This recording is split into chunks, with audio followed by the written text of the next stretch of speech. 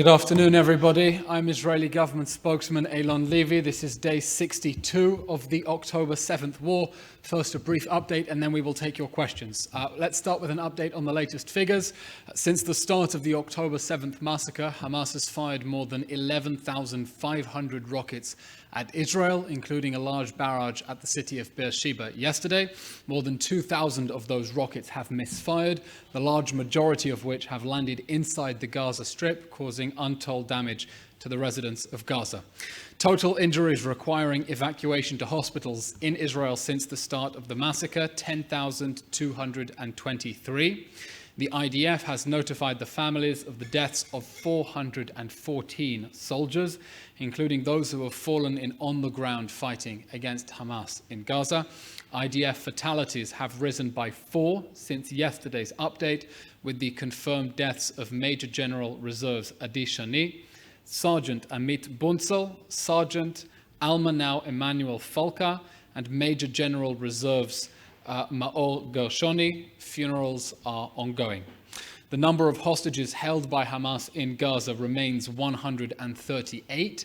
That includes 118 males and 20 females, 127 Israeli citizens and 11 foreign nationals, 2 children among the total hostages, the 2 Bibas children, and 10 people over the age of 75.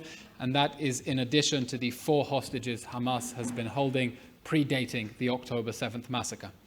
The family of Hannah Katzir, who was released from Gaza on the first day of the hostage release pause, reports via the media that she is now in serious condition after her health deteriorated while she was being held in Gaza and further upon her release.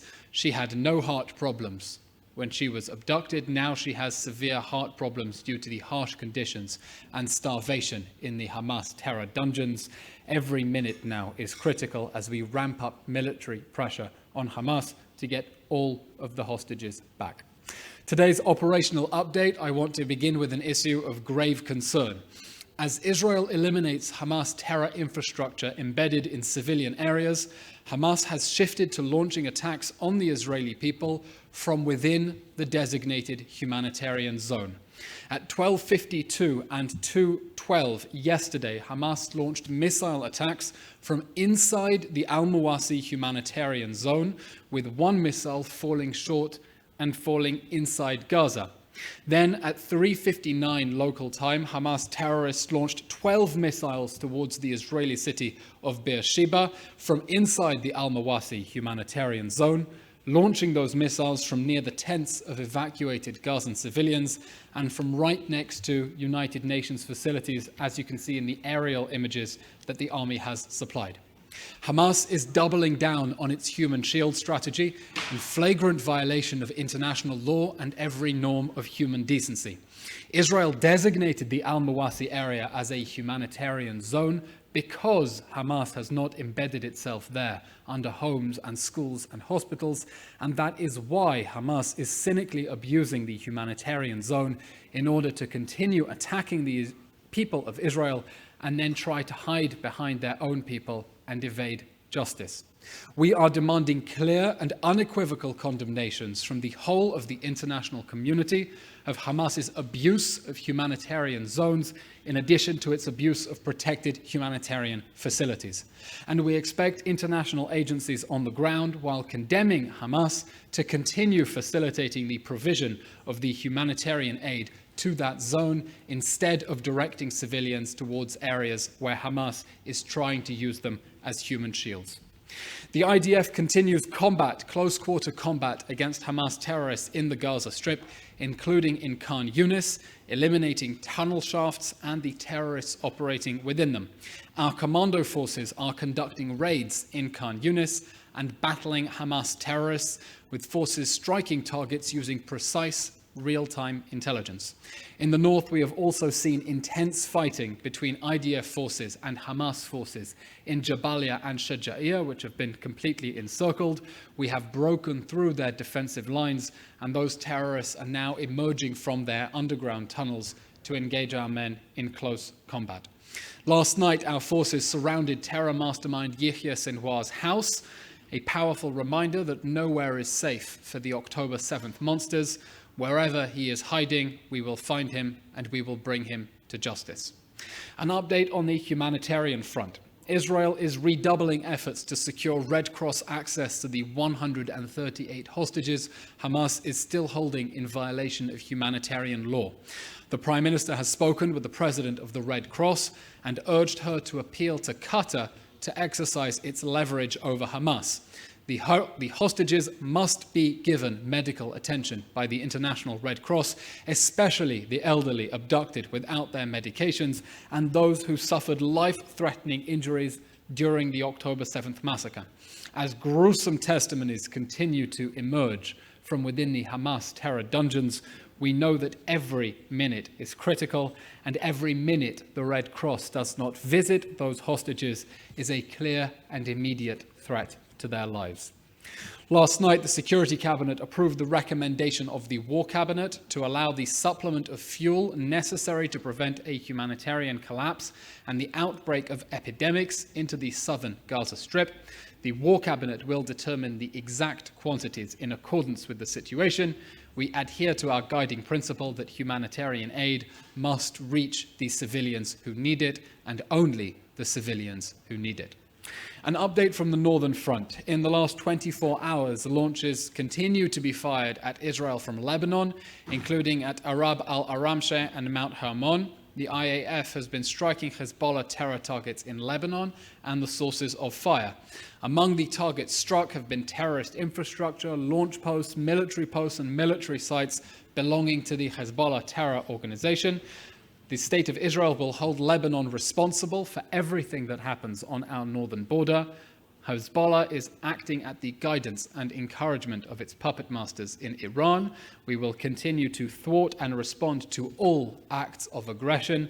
And if Hezbollah chooses to drag Israel into a full-scale war, one we are doing everything to try to avoid, Lebanon will find itself set back years. Another update from the south. Yesterday, a surface-to-surface missile was fired at Israel over the Red Sea and was successfully intercepted in the Red Sea area by the Arrow aerial defense system without any damage to the city of Eilat. A comment now on UN Secretary General Antonio Guterres' Kafkaesque step to invoke Article 99 of the UN Charter. The Hamas October 7th massacre was a threat to international peace and security.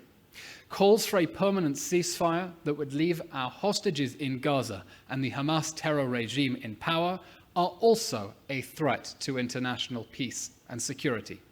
Israel's efforts to dismantle the Hamas terror organization in response to the October 7th massacre are designed to uphold and restore international peace and security.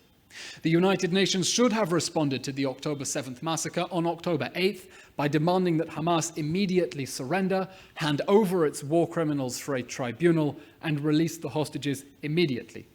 In the absence of that, the Israeli people are now exercising their natural and inalienable right of self-defense against Hamas's crimes against humanity, and we are doing more to uphold the international rules-based order than those who are trying to use their diplomatic clout to secure Hamas's survival, free and emboldened to perpetrate another October 7th massacre, as it has consistently been threatening to do since that dark day when it brutally murdered 1,200 of our people. That's it for today's update, and we'll now take your questions. Anyone in the room, and then anyone over the Zoom. Yes, Melanie.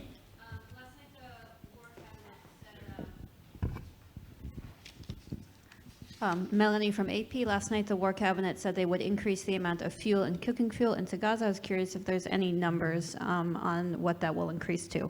The exact quantities will be determined by the War Cabinet in accordance with the situation. The Security Cabinet has decided to take this step in order to prevent a humanitarian collapse and the outbreak of epidemics inside the Gaza Strip. That is, of course, something that we are very keen to avoid, both for the sake of civilians in Gaza and also the region more broadly. And so that is why the Security Cabinet has approved that step. And we continue to reaffirm that our basic principle is that humanitarian aid must reach the civilians who need it and that Hamas must not steal it. Question from Joel Pollack from Breitbart News. If the UN Security Council approves a ceasefire resolution, what will be Israel's response? And can you please repeat the number of rockets fired from the humanitarian zone? I'm not going to address hypothetical scenarios, but Israel's aims in this war that Hamas declared on October 7th remain consistent and unchanging. This war will end with the end of Hamas. The people of Israel have decided we can no longer live next to an army of terror, using Gaza as a territorial base from which to conduct acts of genocide against the Jewish people and the brutal atrocities that we saw on October 7th. We reaffirm that any calls for a permanent ceasefire that would leave our hostages in Gaza and the Hamas terror regime in power represent a threat to international peace and security. And by bringing down the Hamas terror regime, by restoring security for the people of Israel, by creating new opportunities for Palestinians who realize that terror is a dead end, Israel is working to advance international peace and security, and we will continue doing that until we get all of the hostages home and end Hamas's reign of terror in the Gaza Strip. Question from Annabelle Timsit from the Washington Post. What is the Israeli government's response to the findings published today by several news organizations and human rights groups that Israel was responsible for the strikes that killed and injured journalists from Reuters, AFP and Al Jazeera in Lebanon on October 13th? What can you tell us beyond what Lieutenant Colonel Richard Hecht told Reuters, which is we don't target journalists? Has Israel investigated this incident, and what has been found out? I'm not familiar with these specific reports, but of course the guiding principle of Israel's campaign against Hamas is that we uphold the principles of international law regarding proportionality, necessity, distinction. We target Hamas, we do not target civilians, and we've been doing everything possible to get civilians out of harm's way while we go after the terror monsters who perpetrated the October 7th massacre. Jim Williams, Zenga International News Service, Washington, D.C. Why is Israel being criticized for not following all the rules of war, while Hamas has yet to follow any rules of war? Jim, you ask a very good question. Israel continues to uphold the principles of international law in this fight against Hamas, even though the enemy doesn't recognize international law, not only humanitarian law, but any basic principles of humanity. Hamas's rampant crimes against humanity, disguising its own fighters as civilians, hiding within civilian areas, storing weapons within civilian areas, tunnels underneath little children's beds, represent a serious challenge in fighting this war in accordance with the principles of international law, but that is something we are determined to continue doing. And as for people who choose to distort the facts and criticize Israel unfairly in an attempt to delegitimize our exercise of right of self-defense because they want to leave the Hamas terror regime standing or for any other reason, that would be a question for them to answer, not for us. Final question from Joel Pollack. Can you please repeat the numbers of rockets from al-Masawi? Joel, I'll refer you to the statement released by the IDF yesterday. You can find that on their website and Telegram channels. The information I have in front of me right now is that we're talking about at least one rocket that was fired at 12:52 yesterday. At 14:12, I believe there were 3 rockets, but double-check that against the IDF statement.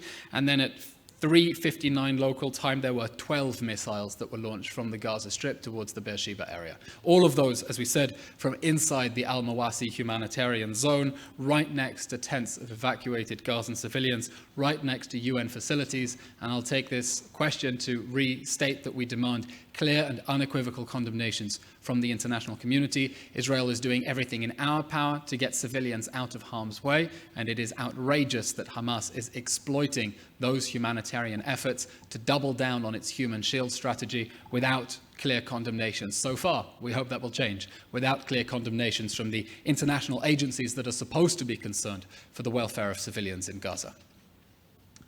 Last question from David Isaac from JNS. Has Israel already, or will it, target those Hamas rocket launchers from within the humanitarian zones? The IDF will continue to attack Hamas wherever it attacks our people from. There will be no immunity for Hamas simply because it chooses to hide behind civilian areas. That's why we've been encouraging civilians to evacuate to areas where Hamas has not cynically embedded itself, and we call on the international community again to firmly condemn and put pressure on Hamas and its supporters to end this exploitation of designated humanitarian areas and protected humanitarian zones. Thank you. Okay, thank you very much. We will update about the timing of the briefing tomorrow. Thank you, everyone. Keep safe, and happy Hanukkah. Thank you.